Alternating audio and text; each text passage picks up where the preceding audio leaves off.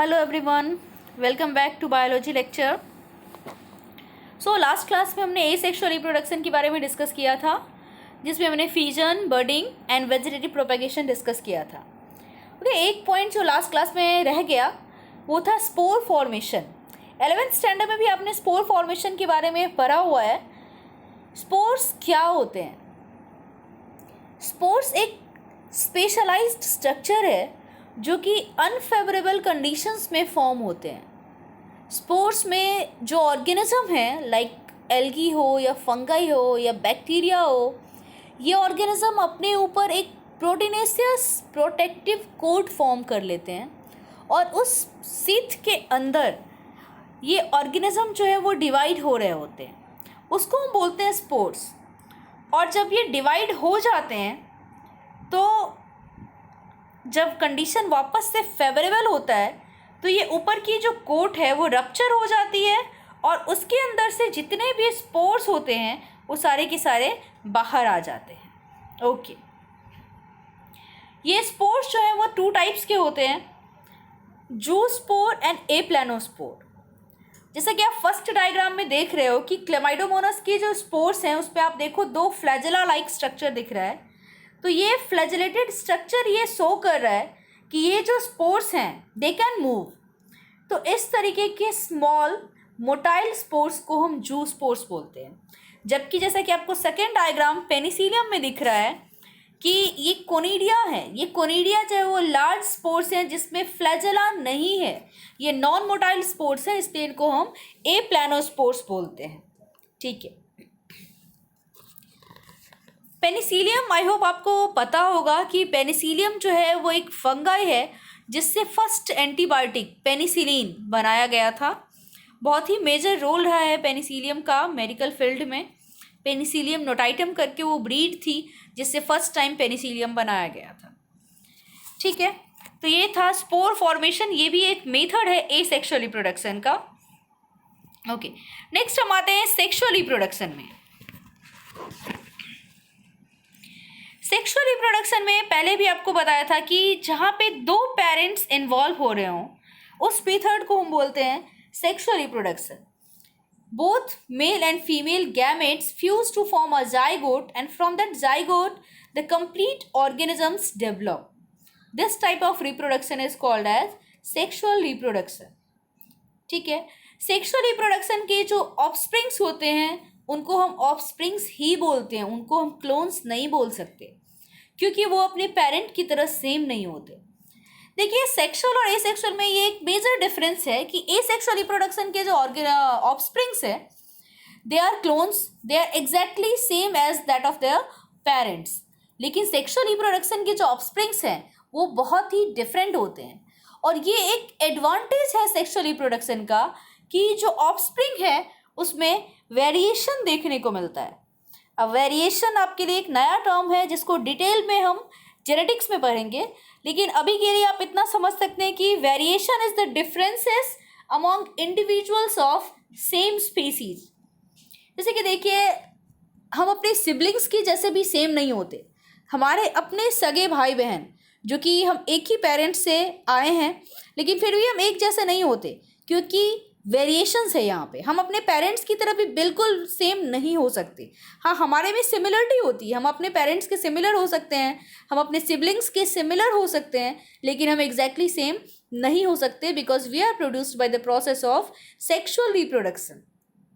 Okay, so it is given that it is an elaborate, complex and slow process as compared to asexual reproduction. At the period of growth to reach in maturity for sexual reproduction is called the juvenile phase. Okay, देखिए, कोई भी new born organism reproductive phase तक पहुंचने में उसको time लगता है, किसी भी इंडिविजुअल को, चाहे वो प्लांट हो या एनिमल हो। तो वो जो ड्यूरेशन होता है जब एक यंग वन रिप्रोडक्टिव फेज तक पहुंचता है, उस बीच के ड्यूरेशन को, उस फेज को हम जुवेनाइल फेज बोलते हैं in case of animals, and plant के केस में हम उसी फेज को वेजिटेटिव फेज बोलते हैं। यानी कि आप उसको एक इजी लैंग्वेज में आप बोल सकते हो कि वो एक प्रिपरेटरी फेज है जहाँ पे कोई ऑर्गेनिज्म खुद को प्रिपेयर कर रहा है मैच्योर होने के लिए, रिप्रोड्यूस होने के लिए वो खुद को प्रिपेयर हो रहा है। ओके, देखिए सेक्सुअल रिप्रोडक्शन, अगर हम हायर प्लांट्स की बात करें तो हायर प्लांट्स में फ्लावर होते हैं।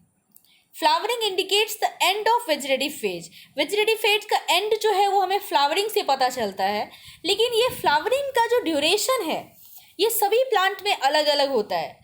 आपने मुन्नार वैली के बारे में सुना होगा, या आप में से बहुत सारे लोग जो हैं वो केरला विजिट किए होंगे, या आपने सुना होगा कि केरला में एक जगह है जिसको हम बोलते हैं मुन्नार वैली। मुन्नार वैली जो है वो बरसात के सीजन में या आफ्टर अगस्त और सितंबर आई गेस, उस टाइम पे अगर आप जाते हो मुन्नार विजिट करने के लिए तो आपको पूरी की पूरी वो पहाड़ी जो है वो पर्पल कलर की दिखाई देती है। ऐसा इसलिए होता है क्योंकि वहाँ पे एक प्लांट है, एक फ्लावरिंग प्लांट है जिसको हम कॉमन भाषा में बोलते हैं नीला कुरुंजी, और उसका साइंटिफिक नेम है स्ट्रोबिलेंथस कुंथियाना।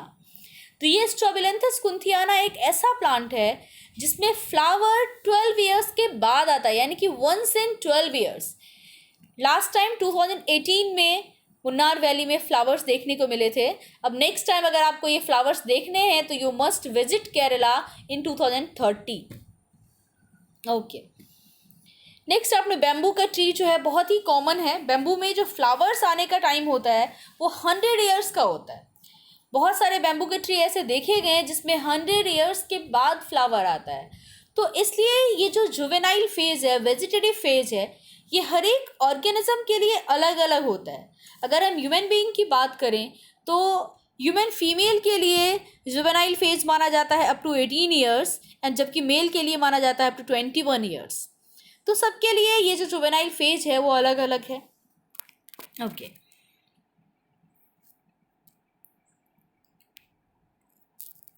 in animals, juvenile phase is followed by morphological and physiological changes prior to active reproductive behavior. अब देखिए कुछ चीज़ें जो है आपने सुनी होगी या आपने फील किया होगा, like menstrual cycle. Menstrual cycle जो है वो प्राइमेट्स का एक मेजर कैरेक्टरिस्टिक है जिससे हमें पता चलता है कि रिप्रोडक्टिव फेज जो है वो अब स्टार्ट हो रहा है। रिप्रोडक्टिव फेज के स्टार्ट होने को कॉमनली हम उसको प्यूबर्टी स्टेज बोलते हैं। यहाँ पे एक्चुअली जो प्लेसेंटल मैमल्स होते हैं, प्लेसेंटल मैमल्स आपको पता होगा जिनकी बॉडी में प्लेसेंटा का फॉर्मेशन होता है। तो ये जो प्लेसेंटल मैमल्स हैं इनमें दो तरह का साइकिल ऑब्जर्व किया गया है, oestrus cycle and menstrual cycle. ठीक है, जो नॉन प्राइमेट्स हैं जैसे कि काऊ है, सिप है, रैट है, डियर है, डॉग है, टाइगर है, इनमें एस्ट्रस साइकिल होता है जिसको हम पीरियड ऑफ हीट भी बोलते हैं। इन सभी ऑर्गेनिज्म में रिप्रोडक्टिव फेज या रिप्रोडक्टिव साइकिल के स्टार्ट होने के पहले इंटरनली उनकी बॉडी में एक पीरियड ऑफ हीट आता है जिसका साइड इफ़ेक्ट जो है वो लाइक जो एनिमल्स हैं, जो फार्मर्स होते हैं, जो कैटल्स को ग्रो करते हैं, वो उस चीज़ को ऐसे फील कर पाते हैं कि उस हीट की वजह से, इंटरनल बॉडी टेम्परेचर की वजह से कि जो कैटल्स हैं उनको लूज मोशंस की भी प्रॉब्लम हो जाती है। तो इस तरीके से ये एक इंडिकेशन होता है इस बात का कि they are ready to reproduce now, कि उनका इस फेज को हम एस्ट्रस साइकिल या पीरियड ऑफ हीट बोलते हैं। और जो प्राइमेट्स हैं जैसे कि मंकी है, ह्यूमन बीइंग है, प्राइमेट्स में जो ये फेज होता है उसको हम बोलते हैं menstrual cycle. Menstrual cycle is not a new thing for you. Okay,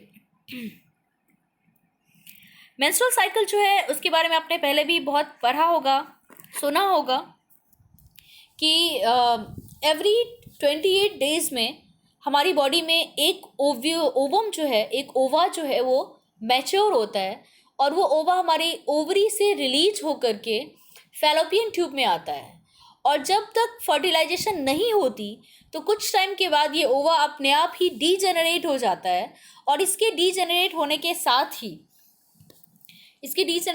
साथ ही जो प्लेसेंटा है हमारी बॉडी में वो भी डीजेनरेट हो जाता है साथ में ही। और इसकी वजह से जो प्लेसेंटा है, यूट्रस है, यूट्रस की जो इनर वॉल होती है जिसको हम बोलते हैं एंडोमेट्रियम, ये एंडोमेट्रियम की वॉल ओवम के साथ ही रप्चर होकर के बॉडी से बाहर आ जाता है। इस टाइम को बोला जाता है मेंस्ट्रुअल साइकिल। ये मेंस्ट्रुअल साइकिल जो है ह्यूमन बीइंग की अगर हम बात करें तो आफ्टर 14 ईयर्स, एक एवरेज डेटा जो उसका यही है कि 14 ईयर्स का अराउंड का जो टाइम होता है तो मेंस्ट्रुअल साइकिल अब होता है। अब देखिए ब्रीडिंग सीजन जो है मैमल्स में वो दो टाइप का ऑब्जर्व किया गया है, सीजनल ब्रीडर्स होते हैं एंड कंटिन्यूअस ब्रीडर्स होते हैं। कुछ मैमल्स जो हैं वो सीजनल ब्रीडर्स होते हैं exhibiting reproductive cycle only during favourable season.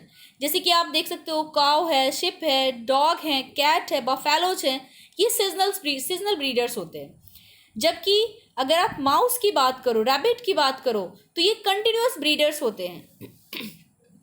अगर आपने किसी आपके घर में आपने किसी बड़े से सुना हो कि उन्होंने माउस का डिसेक्शन किया है, तो जब भी लाइक हम लोग भी जब कॉलेज टाइम में थे तो देखा है कि जब भी एक रैट का, एक माइस का डाइसेक्शन किया जाता है तो वहाँ से बहुत सारे स्मॉल बेबी जो है वो उसमें से निकलते हैं, क्योंकि उनका गैस्टेशन पीरियड बहुत ही शॉर्ट होता है और mostly they are pregnant.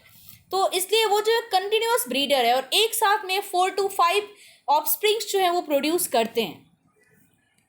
Okay, अब देखिए 3 फेज होती है किसी भी ऑर्गेनिज्म के लाइफ में। पहले था जुवेनाइल फेज, रिप्रोडक्टिव फेज और फिर आता है हमारा सेनेसेंट फेज। जुवेनाइल फेज जो है उसमें ऑर्गेनिज्म खुद को प्रिपेयर करता है रिप्रोड्यूस होने के लिए। रिप्रोडक्टिव फेज में वो रिप्रोडक्शन के सिग्नल्स देता है और रिप्रोडक्शन के लिए बॉडी जो है वो फिजिकली मेंटली रेडी होती है। जो भी हार्मोनल चेंजेस होते हैं वो रिप्रोडक्टिव फेज में ही होते हैं। और उसके बाद थर्ड फेज आता है सेनेसेंट फेज। सेनेसेंट फेज यानी कि अब वो ऑर्गेनिज्म जो है वो रिप्रोडक्शन के लिए फिट नहीं है, अब उसका रिप्रोडक्टिव साइकिल जो है वो कंप्लीट हो चुका है। जैसे कि अगर हम ह्यूमन फीमेल की बात करें तो यहाँ पे दो टर्म आपने शायद पहले ना सुना हो, menarche and menopause. Like first menstrual cycle जब आता है तो उसको हम बोलते हैं मेनार्क, और जो लास्ट मेंस्ट्रुअल साइकिल आता है उसको हम बोलते हैं मेनोपाउज। तो जैसे हम मानते हैं कि 14 to 15 ईयर्स का जो एज होता है वहाँ पे मेंस्ट्रुअल साइकिल स्टार्ट होती है, ऐसे ही अराउंड 45 to 50 ईयर्स के एज में मेंस्ट्रुअल साइकिल जो है वो ख़त्म हो जाती है। इनफैक्ट बहुत सारी फीमेल में आफ्टर 40 to 43 की एज में ही मेंस्ट्रुअल साइकिल का एंड हो जाता है और उसको हम मेनोपाउज बोलते हैं। यानी कि मेनोपाउज इस बात का सिग्नल है कि अब ये फीमेल जो है वो रिप्रोड्यूस नहीं कर सकती, क्योंकि तब तक हमारी बॉडी में जो ओवा है वो ख़त्म हो चुका होता है, और अगर ओवा नहीं होंगे then we can not reproduce. ठीक है, तो ये लास्ट फेज होता है हमारा, क्योंकि सेनेसेंट फेज के बाद डेथ होती है। अब देखिए यहाँ पे दिया हुआ है कि during senescent phase concomitant changes occur in the body like slowing of metabolism etc. It ultimately leads to death. In plant and animals, hormones cause transition between juvenile, reproductive and senescent phase. Interaction between hormones and environmental factors regulate the reproductive process and the associated behavioral expression of organism. See, ऐसा माना जाता है कि जो mail हैं उनमें senescent phase बहुत late से आता है, एंड समवॉट दैट्स ट्रू, क्योंकि मेल में बहुत एज तक स्पर्म का प्रोडक्शन होता है। इनफैक्ट ओल्ड एज तक भी मेल में स्पर्म का प्रोडक्शन होता रहता है, लेकिन स्पर्म की काउंट, उसकी मोबिलिटी बहुत ही कम हो जाती है। इसलिए ऐसा नहीं है कि मेल में स्टेरिलिटी नहीं आती, एक पर्टिकुलर एज के बाद male also can not reproduce. Okay, next हमारा सेक्सुअल रिप्रोडक्शन में अलग अलग इवेंट्स हैं, स्टेजेस हैं सेक्सुअल रिप्रोडक्शन के। बेसिकली 3 स्टेजेस हैं, pre fertilisation, fertilisation and post fertilisation events. Okay, देखिए फर्टिलाइजेशन जो टर्म है, पहले भी हम फर्टिलाइजेशन के बारे में डिस्कस किए हुए हैं। फर्टिलाइजेशन का मतलब होता है फ्यूजन ऑफ गैमेट्स। अब गैमेट्स फ्यूज करने के लिए गैमेट्स होने चाहिए, राइट? तो गैमेट्स कहाँ से आते हैं? मेल और फीमेल की बॉडी से। तो प्री फर्टिलाइजेशन इवेंट जो है उसमें 2 चीज़ें होती हैं, एक होता है गैमेटोजेनेसिस और दूसरा होता है गैमेट ट्रांसफ़र। यानी कि फर्स्ट स्टेप जो है रिप्रोडक्शन का वो है गैमेट का फॉर्मेशन, मेल गैमेट और फीमेल गैमेट का फॉर्मेशन। ह्यूमन बीइंग में या जो एनिमल्स हैं उस पर मेल गैमेट को स्पर्म बोलते हैं, जबकि प्लांट्स में मेल गैमेट को पॉलन बोलते हैं। फीमेल गैमेट को हम ओवा बोलते हैं या एग बोलते हैं, ठीक है। तो जब गैमेट का फॉर्मेशन हो जाएगा, गैमेट का ट्रांसफर हो जाएगा, उसके बाद थर्ड स्टेज आता है फर्टिलाइजेशन का, यानी कि गैमेट्स के फ्यूजन का। और जब गैमेट्स फ्यूज हो जाते हैं तो आफ्टर फ्यूजन क्या प्रोसीजर्स होती हैं, कैसे उनका डेवलपमेंट होता है, जो जाइगोट का फॉर्मेशन हो रहा है, ये जाइगोट में क्या क्या स्टेजेस आ रही हैं, उसकी डेवलपमेंट की क्या क्या स्टेजेस आ रही हैं, क्या क्या हार्मोनल चेंजेस हो रहे हैं हमारी बॉडी में, ये सारी जो प्रोसेस होती है उसको हम बोलते हैं पोस्ट फर्टिलाइजेशन इवेंट। ओके, अब हम देखते हैं फर्स्ट स्टेज इसका, गैमेटोजेनेसिस। गैमेट के फॉर्मेशन के पहले का जो प्रोसेस है उसको हम बोलते गैमेट फॉर्मेशन की जो प्रोसेस है उसको हम बोलते हैं gametogenesis. Gametogenesis is formation of male and female gamete. Gametes जो है वो हैप्लॉइड सेल्स हैं, दो टाइप के होते हैं, होमोगैमेट्स एंड हेट्रोगैमेट्स। यानी कि होमोगैमेट्स को हम आइसोगैमेट्स भी बोल सकते हैं, या आप उसको बोल सकते हो सिमिलर गैमेट्स, जैसे कि आप इस डायग्राम में देख सकते हो। Isogametes of Cladophora is given in the second diagram. Heterogametes of Fucus, एक एल्गी है उसका दिया हुआ है, और थर्ड डायग्राम आपका दिया हुआ है हेट्रोगैमेट्स ऑफ होमोसैपियंस। अब देखिए यहाँ पे जो आइसोगैमेट्स हैं, इनका मतलब हुआ कि गैमेट्स जो है वो सिमिलर हैं। मेल और फीमेल के गैमेट में मॉर्फोलॉजिकली आप डिफरेंस पता नहीं कर सकते, इस तरह के गैमेट्स को हम बोलते हैं होमोगैमेट्स, यानी कि गैमेट्स जो हैं वो एक जैसे ही दिख रहे हैं। हेट्रोगैमेट्स जो हैं उसमें आ गया ह्यूमन बीइंग के, अगर आप गैमेट्स देखोगे तो ह्यूमन फीमेल के जो गैमेट होती है, यानी कि जो ओवा होता है वो बहुत ही लार्ज होता है और इमोटाइल होता है, जबकि जो स्पर्म होते हैं वो बहुत ही स्मॉल होते हैं और स्पर्म जो है वो मोटाइल होते हैं। इस तरह के गैमेट के फॉर्मेशन को हम oogametes भी बोलते हैं, जिसमें ओवम का साइज बहुत लार्ज हो। हेट्रोगैमेट्स का ही एक सब टाइप आप बोल सकते हो oogametes, क्योंकि हेट्रोगैमेट्स का मतलब हुआ कि different size of gametes, morphologically different gametes, जैसा कि आप फ्यूकस में भी देख सकते हो और जैसा कि आप ह्यूमन बीइंग में भी देख सकते हो, ठीक है। तो अब देखिए सेक्सुअलिटी है, बाइसेक्सुअल और यूनिसेक्सुअल ऑर्गेनिज्म। ऑर्गेनिज्म दो तरह के होते हैं, कुछ ऑर्गेनिज्म जो है उनमें एक ही बॉडी में मेल और फीमेल दोनों प्रेजेंट होते हैं, और कुछ ऑर्गेनिज्म में मेल और फीमेल जो है वो अलग अलग बॉडी में प्रेजेंट होते हैं। 11th स्टैंडर्ड में हमने एनाटॉमी ऑफ ऑर्गेनिज्म में पढ़ा हुआ है अर्थवर्म, कॉकरोच और फ्रॉग के बारे में, और आपको याद होगा कि अर्थवर्म की मॉर्फोलॉजी में हम पढ़ते थे कि दे आर हर्माफ्रोडाइट। तो ये हर्माफ्रोडाइट का मीनिंग क्या है? हर्माफ्रोडाइट का मतलब है कि वो बाइसेक्सुअल हैं, यानी कि मेल और फीमेल दोनों एक ही बॉडी में प्रेजेंट है। यूनिसेक्सुअल ऑर्गेनिज्म में आ जाता है कॉकरोच। कॉकरोच में मेल और फीमेल दोनों अलग अलग होते हैं। ओके, कॉकरोच के बारे में, कॉकरोच की एनाटॉमी भी हमने पहले से पढ़ी हुई है। कॉकरोच, इसके अलावा हम प्लांट में भी बाइसेक्सुअल और यूनिसेक्सुअल फ्लावर्स होते हैं, जैसे कि बाइसेक्सुअल प्लांट में हम देखें तो हिबिस्कस है, पाइसम सेटाइवम है, ये सब बाइसेक्सुअल प्लांट है। जब कोई फ्लावरिंग प्लांट में सिर्फ मेल फ्लावर हो तो उसको हम स्टामिनेट बोलते हैं, और अगर सिर्फ फीमेल फ्लावर हो तो उसको हम पिस्टिलेट बोलते हैं। और if male and female flowers are present on same plant, तो इस तरह के प्लांट को हम मोनोसियस प्लांट बोलते हैं। मोनोसियस प्लांट को आप बाइसेक्सुअल भी बोल सकते हो। और जब मेल और फीमेल फ्लावर अलग अलग प्लांट पे प्रेजेंट होते हैं तो आप उसको डायोसियस प्लांट या यूनिसेक्सुअल प्लांट भी बोल सकते हो। मोनोसियस प्लांट का एग्जाम्पल है कुकुरबिटा या कोकोनट भी।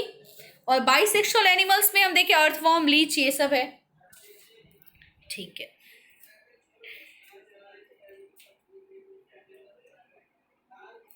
Male and female reproductive structure are present on different individuals, then the organism is called as unisexual organism. And if male and female flowers are present on different plants, it is called dioecious, like papaya and date palm. Unisexual animals में cockroach और higher animals आ जाएंगे। Fungus जो है वो homothallic यानी कि bisexual या heterothallic यानी कि यूनिसेक्सुअल भी हो सकते हैं। ओके, सी यहाँ पे जो आपका डायग्राम दिया हुआ है आप देख सकते हो, fourth diagram dioecious plant Marchantia का डायग्राम यहाँ पे दिया हुआ है। मर्केंटिया के बारे में हमने पहले भी बहुत डिटेल में पढ़ा हुआ है, आपको याद होगा 11th standard 3rd chapter plant kingdom, उसमें आपने मर्केंटिया के बारे में पढ़ा था, जिसमें मेल और फीमेल अलग अलग प्लांट पे होते हैं, इनको हम लीवरवर्ट्स भी बोलते हैं।